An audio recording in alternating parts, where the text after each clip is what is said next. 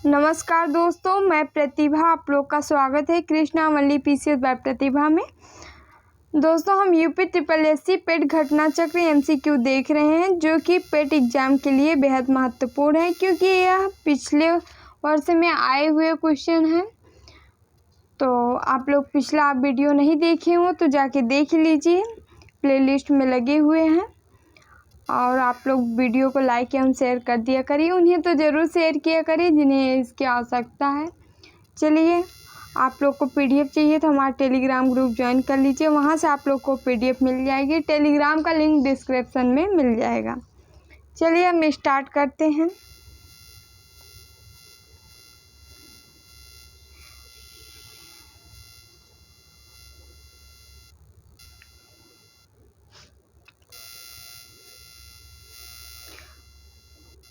दो 2019 के अनुसार निम्नलिखित में से भारत के किस शहर की जनसंख्या सबसे अधिक है?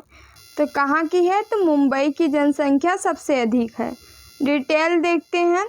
2019 के आंकड़े के अनुसार भारत में मुंबई शहर की जनसंख्या सबसे अधिक है।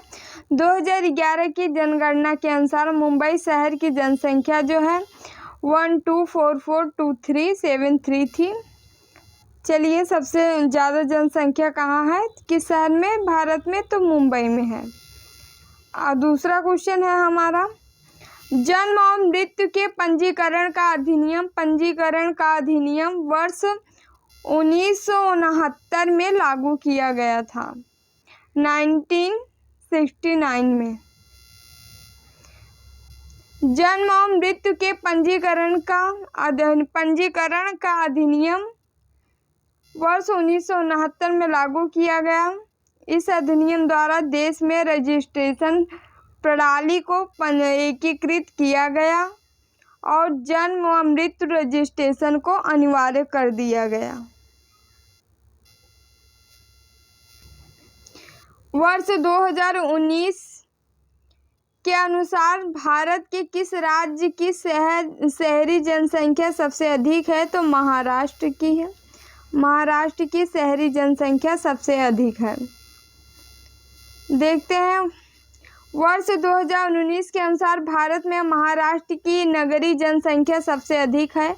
वर्ष 2011 की जनगणना के अंतिम आंकड़ों के अनुसार महाराष्ट्र की नगरीय जनसंख्या 50818259 थी, जो तत्कालीन समय में भी सबसे अधिक नगरीय जनसंख्या वाला राज्य था।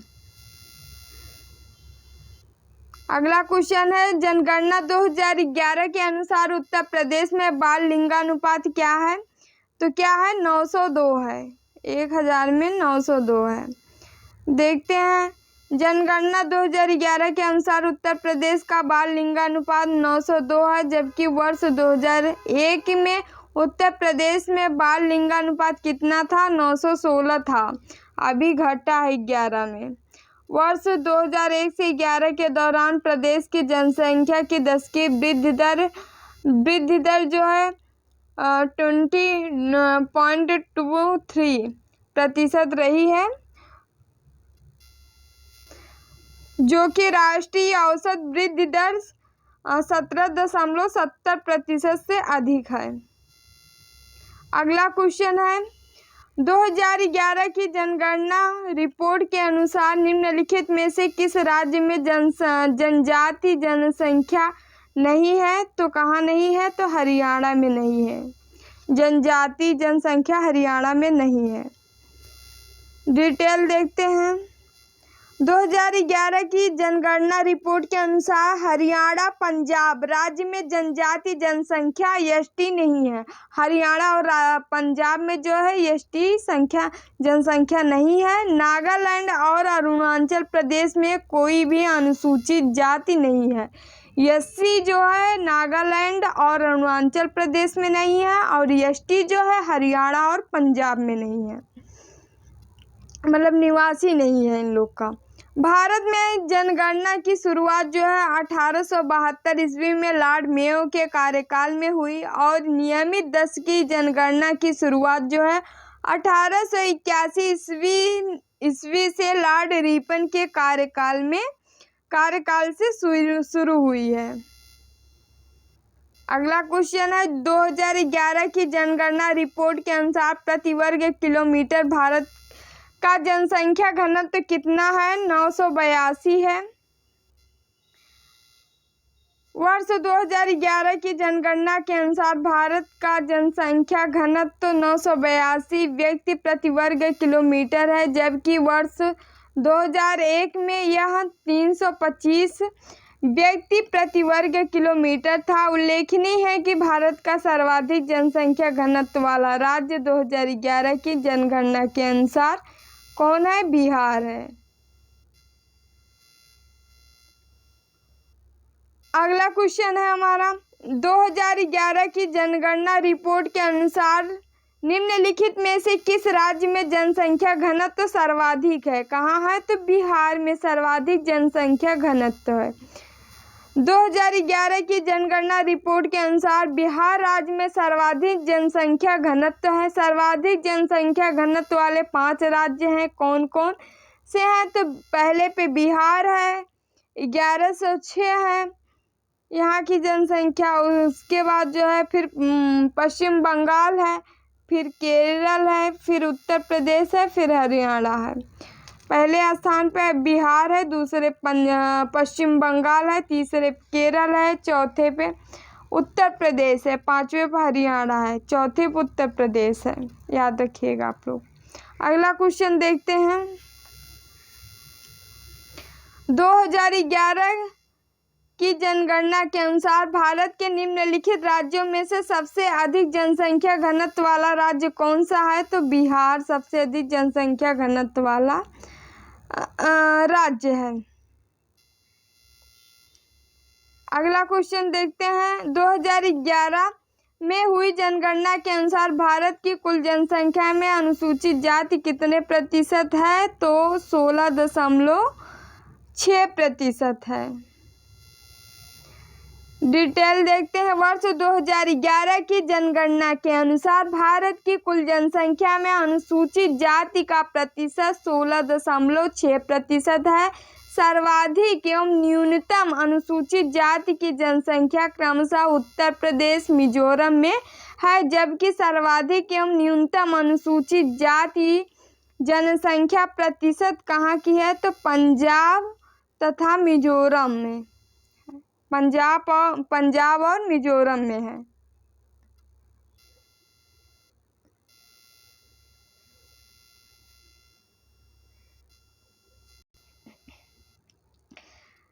सर्वाधिक अनुसूचित जाति जो है कहाँ है? तो उत्तर प्रदेश में है। और सबसे कम कहाँ है? मिजोरम में है अनुसूचित जाति, SC। और इधर जो है अगर प्रतिशत में पूछा जाए तो सर्वाधिक अनुसूचित जाति जनसंख्या प्रतिशत यानी SC कहाँ है? तो प्रतिशत में पंजाब है सर्वाधिक, और सबसे कम जो है प्रतिशत में मिजोरम है। ठीक है, प्रतिशत में सर्वाधिक SC पूछा जाए तो पंजाब में है, और वही जो है प्रतिशत में ना पूछ के वैसे पूछा जाए तो यूपी में है, और प्रतिशत और वैसे भी दोनों में सब न्यूनतम है SC की जनसंख्या सबसे कम मिजोरम में। आगे बढ़ते हैं। अगला क्वेश्चन है 2011 की जनगणना के अंतिम आंकड़ों के अनुसार सबसे बड़े राज्य उत्तर प्रदेश में देश की कुल जनसंख्या का कितने प्रतिशत हिस्सा निवास करता है? तो 16.49%। डिटेल देखते हैं। जनगणना 2011 के अंतिम आंकड़ों के अनुसार उत्तर प्रदेश भारत का सर्वाधिक जनसंख्या वाला राज्य है। इस राज्य की कुल जनसंख्या जो है कितना है? तो 199812341 है, जो भारत की जनसंख्या का लगभग 16.5% है। अतः निकटतम विकल्प जो है 20 सही है। तो कितना है? उत्तर प्रदेश का सर्वाधिक जनसंख्या वाला राज्य है। राज्य की कुल जनसंख्या भारत की जनसंख्या के लगभग कितना है? तो 16.5%। अगला क्वेश्चन है, निम्नलिखित में से वह कौन सा राज्य है जिसकी जनगणना 2011 के अनुसार सबसे अधिक जनसंख्या सघनता है? कहाँ की है सघनता में? तो पश्चिम बंगाल है, पश्चिम बंगाल है। सब देखते हैं डिटेल। तो सर्वाधिक सघनता वाला राज्य कौन है? तो पश्चिम बंगाल है इसमें। फिर कौन है? पश्चिम बंगाल है, फिर त्रिपुरा है, पश्चिम बंगाल है, फिर त्रिपुरा है, फिर जो है गुजरात है, फिर जो है एमपी है, मध्य प्रदेश। अगला क्वेश्चन देखते हैं।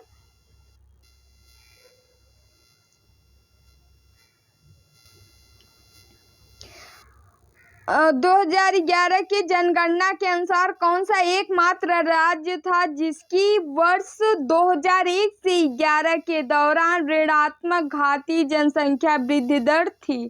किसकी थी? तो नागालैंड की थी, नागालैंड की थी।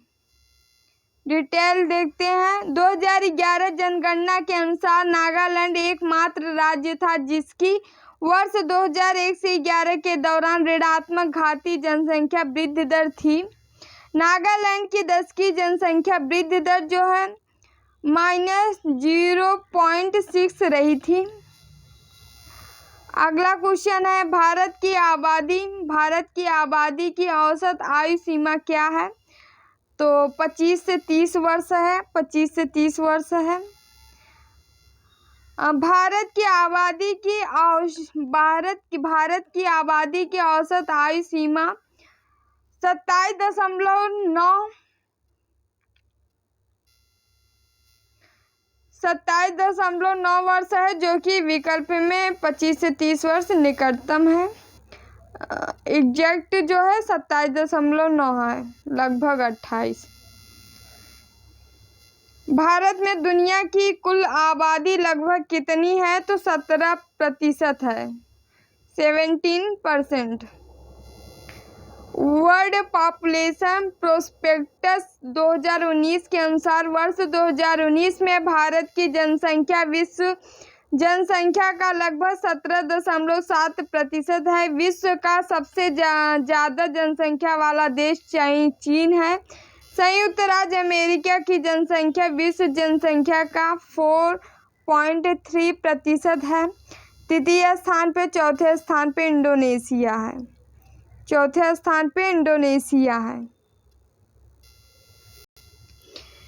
2001 से 11 की जनगणना के बीच भारत की जनसंख्या में 17.70% वृद्धि हुई है, 17.70% की वृद्धि हुई है।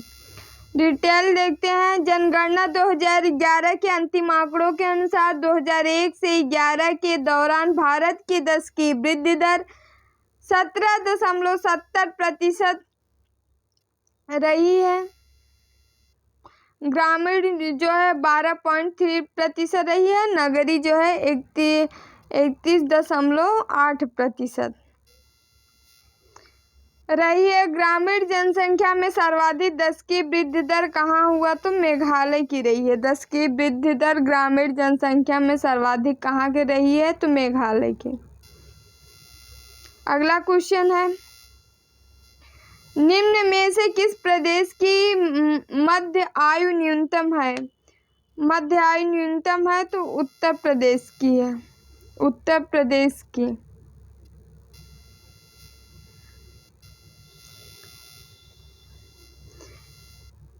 SRS रिपोर्ट के अनुसार वर्ष 2010 से 14 में सर्वाधिक औसत जीवन प्रत्याशा केरल की रही है, 74.9 वर्ष। उसके बाद महाराष्ट्र का 71.6 वर्ष रहा, राजस्थान का 67.7 वर्ष रहा, उत्तर प्रदेश का 64 रहा है। अतः दिए गए विकल्प में उत्तर प्रदेश का औसत जीवन प्रत्याशा सबसे कम है, चौथा स्थान है। पहले पे केरल है, उसके बाद महाराष्ट्र है, फिर राजस्थान है। केरल, महाराष्ट्र, राजस्थान, यहाँ की जीवन प्रत्याशा अधिक है। जनगणना 2011 के अनुसार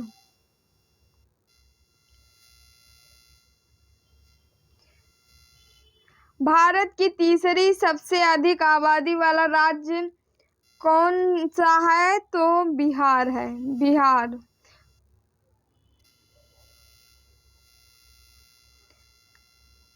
जनगणना 2011 के अनुसार देख लेते हैं। तो पहले स्थान पे उत्तर प्रदेश है, दूसरे पे महाराष्ट्र है, तीसरे पे बिहार है, चौथे पश्चिम बंगाल, पांचवे पे आंध्र है। सर्वाधिक जनसंख्या यूपी में है, फिर महाराष्ट्र है, फिर बिहार है, फिर पश्चिम बंगाल है, फिर आंध्र प्रदेश है। अगला क्वेश्चन देखते हैं। भारत में सर्वाधिक जनसंख्या वाला राज्य कौन सा है? तो उत्तर प्रदेश है। -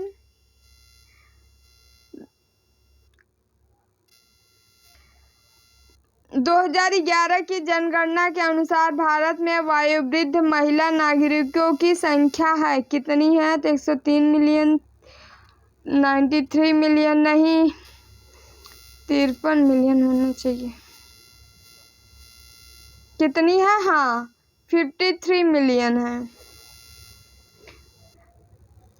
वर्ष 2011 की जनगणना के अनुसार भारत में लगभग 104 मिलियन वयोवृद्ध नागरिक हैं। इनमें जो है 53 मिलियन महिलाएं हैं और 51 मिलियन जो है पुरुष हैं, और 51 मिलियन जो है पुरुष हैं। 104 मिलियन वयोवृद्ध हैं, जो वयोवृद्ध हैं। वयोवृद्ध में 53 मिलियन महिलाएं हैं और 51 मिलियन पुरुष हैं, महिलाएं ज़्यादा हैं।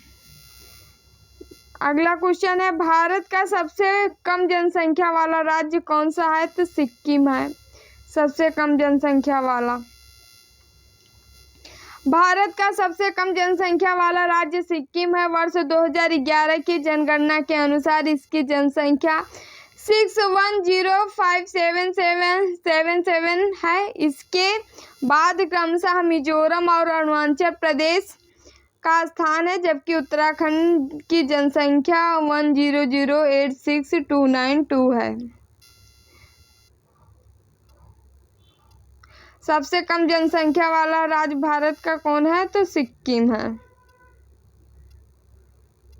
सिक्किम है, फिर मिजोरम है, फिर अरुणाचल प्रदेश है। 3 याद कर लीजिए आप लोग। सिक्किम है, मिजोरम है, Arunachal Pradesh. First, second, third, Sikkim, Mizoram, Arunachal Pradesh. आगे बढ़ते हैं। इनमें से किस भारतीय राज्य में 100 मिलियन से अधिक आबादी नहीं है? तो कहाँ नहीं है? तो यूपी में भी वो, बिहार में है, महाराष्ट्र में, पश्चिम बंगाल में नहीं है। 100 मिलियन से अधिक आबादी पश्चिम बंगाल नहीं है। जनगणना 2011 के अंतिम आंकड़ों के अनुसार 100 मिलियन से अधिक आबादी वाले राज्य क्रमशः कौन कौन है? तो उत्तर प्रदेश है, महाराष्ट्र है, बिहार है, जबकि पश्चिम बंगाल की आबादी 100 मिलियन से कम है। यूपी, महाराष्ट्र, बिहार तीनों जगह की आबादी जो है 100 मिलियन से अधिक है, जबकि पश्चिम बंगाल की आबादी 100 मिलियन से कम है। आगे बढ़ते हैं। अगला क्वेश्चन है हमारा, नीचे दिए गए राज्यों में महिला साक्षरता दर कहाँ सबसे कम है? तो कहाँ सबसे कम है? बिहार की सबसे कम है। डिटेल देखते हैं। जनगणना 2011 के अनुसार भारतीय राज्यों में महिला साक्षरता दर सबसे कम है। बिहार राज्य की है। न्यूनतम महिला साक्षरता दर वाले 5 राज्य हैं। बिहार है, राजस्थान है, झारखंड है, जम्मू कश्मीर है, उत्तर प्रदेश है।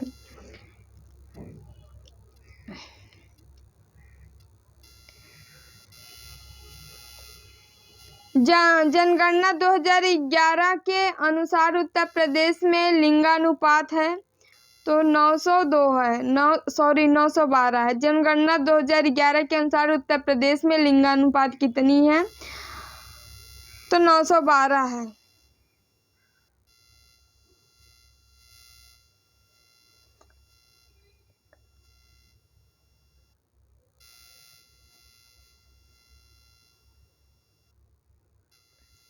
जनगणना 2011 के अनुसार उत्तर प्रदेश में लिंगानुपात 912 है, जबकि राष्ट्रीय स्तर पर लिंगानुपात 943 है।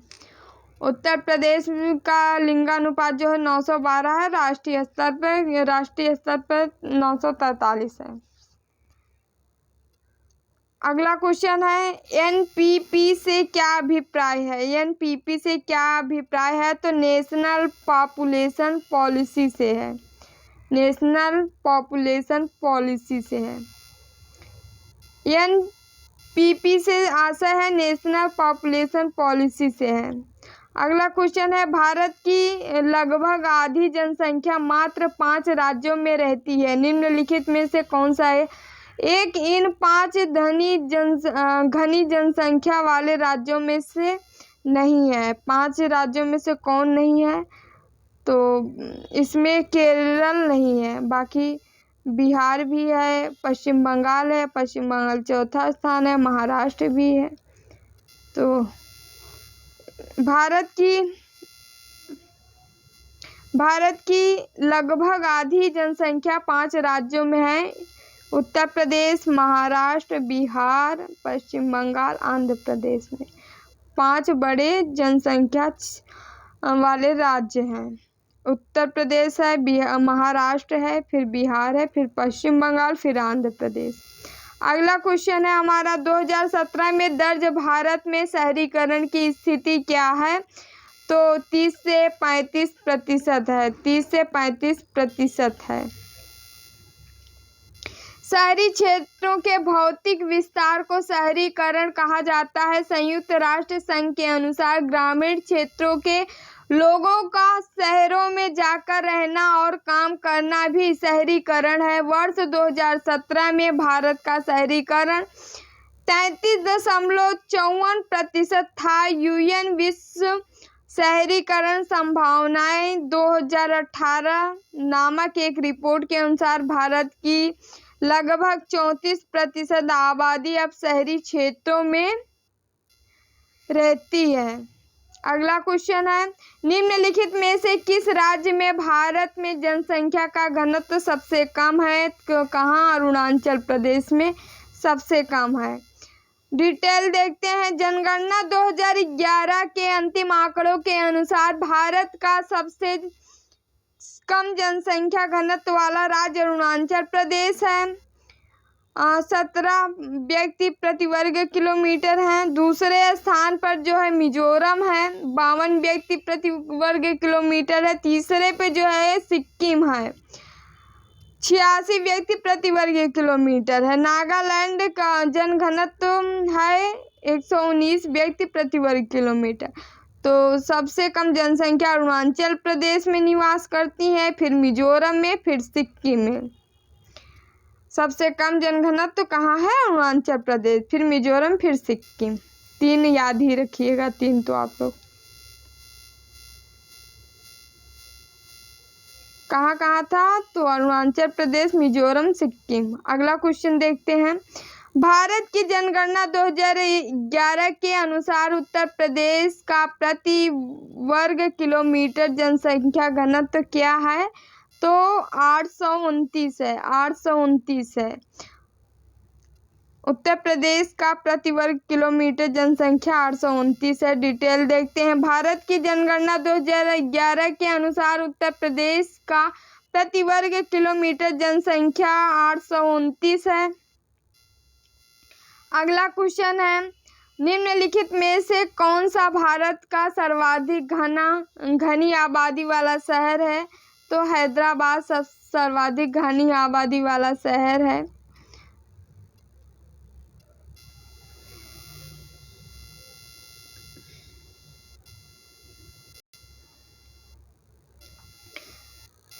संपूर्ण रूप से भारत में अनुमानित जनसंख्या घनत्व 416 लोग प्रति वर्ग किलोमीटर हैं।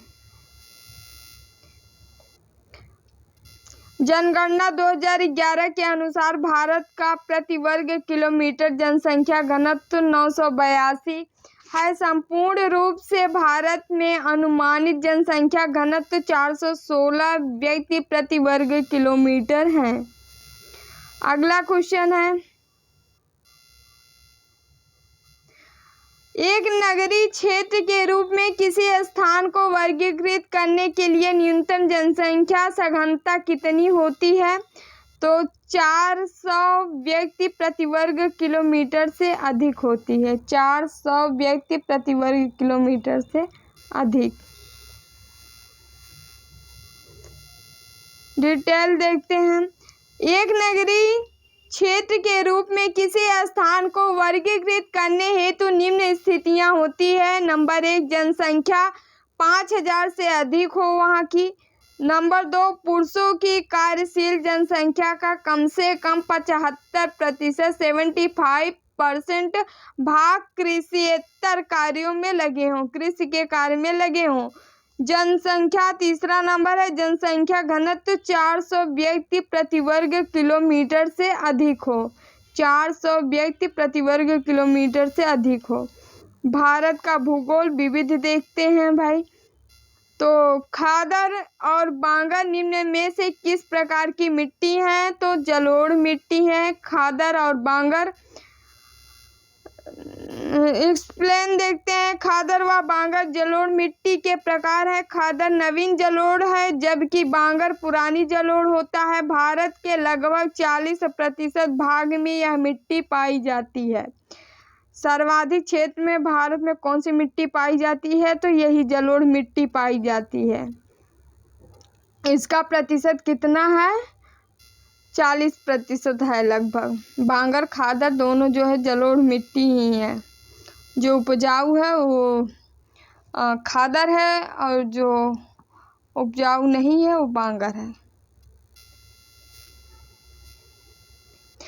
खादर व बांगर जलोढ़ मिट्टी के प्रकार है। खादर नवीन जलोढ़ है जबकि बांगर पुरानी जलोढ़ होती है। भारत के लगभग 40% सर्वाधिक भाग में यह मिट्टी पाई जाती है।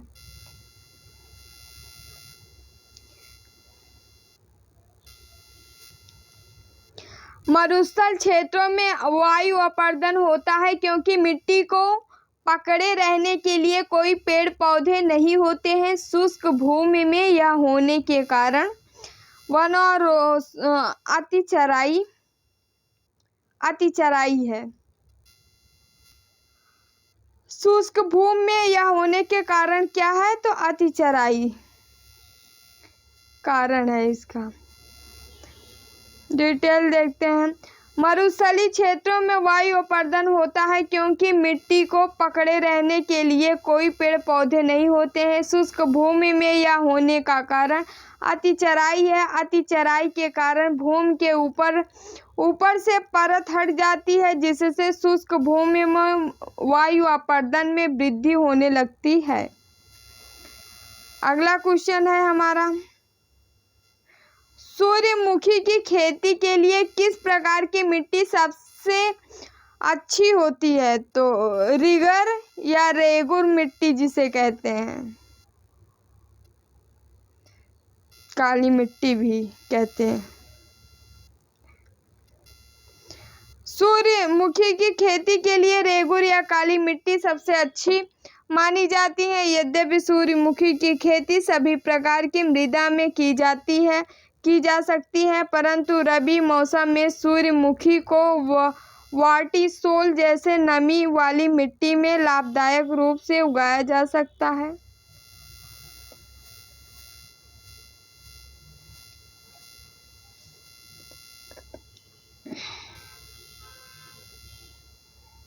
अगला क्वेश्चन है, एक संसाधन के रूप में मिट्टी के कटाव और ह्रास को मिट्टी के संबंध में प्रमुख खतरा माना जाता है। निम्नलिखित में से कौन सा विकल्प मिट्टी के संरक्षण का सर्वोत्तम उपाय नहीं है? तो कौन सा नहीं है? तो घास पात से ढकना, आश्रय आवरण।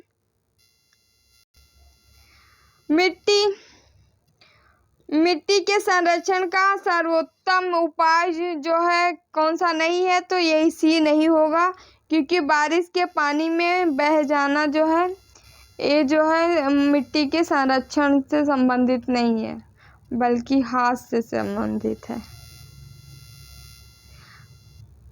बारिश के पानी में बह जाना मिट्टी के संरक्षण का सर्वोत्तम उपाय नहीं है, जबकि आश्रय, आवरण, शेल्टर बेल्ट, समोच्च जुताई, कठोर कल्टीवेशन एवं घास पात से ढकना मिट्टी के संरक्षण का एक माध्यम है। अगला क्वेश्चन है, मिट्टी का कटाव सर्वाधिक किस प्रकार की मिट्टी में होता है? तो उपर्युक्त सभी में, सिल्ट मिट्टी में, बलुई मिट्टी में, मटियार दोमट मिट्टी में। डिटेल देखते हैं। मिट्टी का कटाव सर्वाधिक मटियार दोमट मिट्टी में पाया जाता है, चूंकि सिल्ट या बलुई मिट्टी भी दोमट मिट्टी के ही भाग हैं, जो क्रमशः 20% तथा 40% कण के रूप में दोमट मिट्टी में शामिल रहते हैं। दोमट बलुई मिट्टी की जल धारण क्षमता सबसे कम होती है, तब विकल्प डी सर्वाधिक उपयुक्त है। सभी सही है। अगला क्वेश्चन देखते हैं। जलोढ़ मिट्टी में सर्वाधिक मात्रा में पाई जाती है। क्या पाई जाती है? जलोढ़ मिट्टी भारत में सर्वाधिक मात्रा में पाई जाती है, लगभग 40% पाई जाती है। डिटेल देखते हैं। जलोढ़ मिट्टी देश के 40% भाग में लगभग 15 लाख वर्ग किलोमीटर क्षेत्र में विस्तृत है। इसमें मिट्टी में जो है पोटास, फास्फोरस, एसिड, चूना और जैव पदार्थों की अधिकता होती है। किसकी अधिकता होती है? तो पोटास, फास्फोरस, एसिड और चूना और जैव पदार्थों की अधिकता होती है, परंतु इसमें नाइट्रोजन और ह्यूमस पदार्थों की कमी होती है। किसकी कमी होती है? तो नाइट्रोजन और ह्यूमस की। अगला क्वेश्चन है, क्षेत्रीय मृदा को और क्या कहते हैं? तो ट्रांसपोर्टेड मृदा कहते हैं। ट्रांसपोर्टेड मृदा। मृदा वर्गीकरण के तहत मृदा को 3 वर्गों में वर्गीकृत किया गया है, जो निम्न है। नंबर 1 जोनल मृदा, नंबर 2 अजोनल मृदा, नंबर 3 इंट्राजोनल मृदा। ये तीनों वर्गीकरण ट्रांसपोर्टेड मृदा के ही अंतर्गत आते हैं।